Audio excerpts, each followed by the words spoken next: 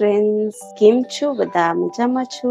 Friends, હું આજે તમારી સાથે શેર કરીશ ફરસી પૂરી. જો અલગ રીતે આપણે બનાવીશું તો આપણે ઘઉંનો લોટ લીધો છે અને એક આપણે જે કુરકુરો લોટ આવે છે એ લીધું છે, જેનામાંથી આપણે લાડવાને બનાવીએ એ લોટ લીધો છે. આપણે બધાને આપણે મિક્સ કરીશું અને આજે આપણે જે બનાવીશું ને એ બહુ અલગ રીતે બનાવીશું. તો આ પૂરી તમને બહુ ટેસ્ટી સ્વાદિષ્ટ લાગશે અને સ્વાદ અનુસાર મીઠું 1 ચમચી જેટલા આપણે તલ લઈશું, 1 ચમચી જેટલી આપણે કસૂરી મેથી લઈશું. આવી રીતે તમે જોઈ શકો છો. 1 ચમચી જેટલું આપણે અજમું લઈશું, ઘણું બધું નથી લેવાનું. 1 ચમચી જેટલું આપણે મરીનો પાવડર લઈશું, 1 ચમચી જેટલું આપણે જીરો લઈશું અને 3 કે 4 ચમચું આપણે ઘી લીધું છે. જો તમારે કને ઘી ના હોય ને બધાને આપણે મિક્સ કરી લઈશું સારી રીતે. તો બધાને આપણે મિક્સ કરી લીધું છે. 1 ચમચી જેટલી આપણે હળદર ઉમેરીશું. હળદરને પણ સારી રીતે મિક્સ કરવાનું છે. તો તમે જોઈ શકો છો આવી રીતે આપણે સારી રીતે ઘીનું આપણે મોણ ઉમેરીએ ને તો આવી રીતે બહુ ટેસ્ટી બને છે. તો હવે આપણે પાણીથી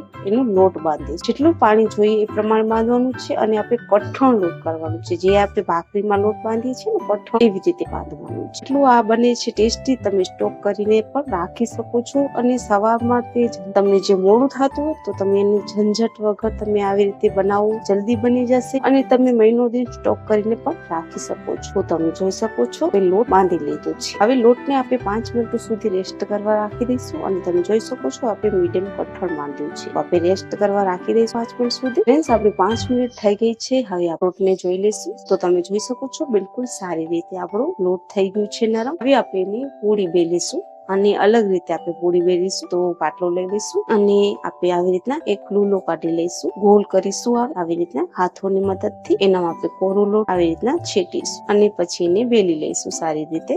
આ પૂરી થોડી વચ્ચેથી આવી રીતના ફાટશે. જે બનાવી છે ને અલગ રીતે બનાવી છે. આવી રીતે આપણે હવે એને આપણે કટકા કરી લઈશું. આવી રીતે તમે જોઈ શકો છો આપણે જે આવી રીતના બાજુથી પહેલા કટ આવી રીતના લોટ કાઢી લઈશું આવી રીતના.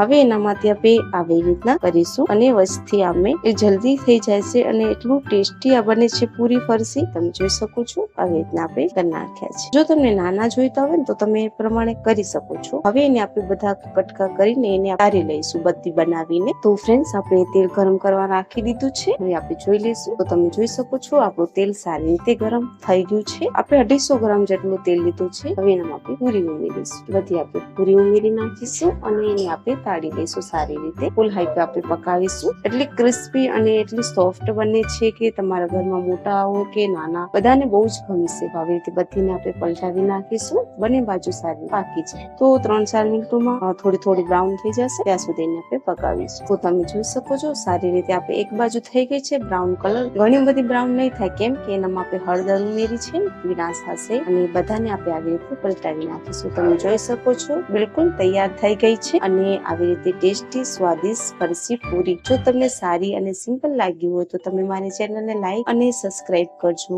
તમારું ધ્યાન રાખજો ફ્રેન્ડ્સ. ધન્યવાદ.